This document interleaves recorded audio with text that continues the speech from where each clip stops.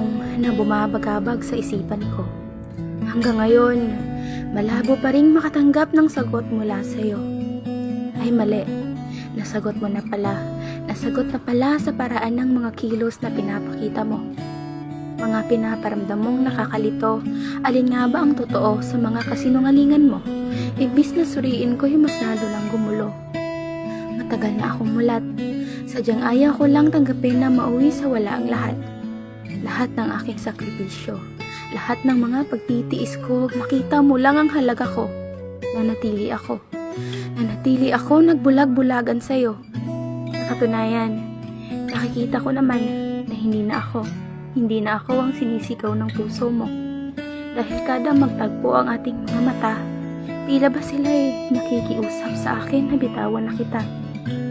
Mulat na ako. Marahil, nagkukunwari lang akong tulog o baka tanga lang ako talaga. Halata naman na sa panlalamig mo. Hudyat na yan para sa akin na sumuko ako.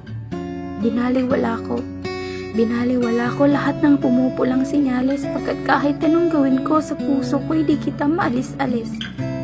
Kahit na lumihis na ako ng daan, ikaw pa rin ang gusto kong binabalik-balikan. Pinaligiran na ako ng mga babala. Martir lang ba talaga ako? Bakit di man lang ako nadala?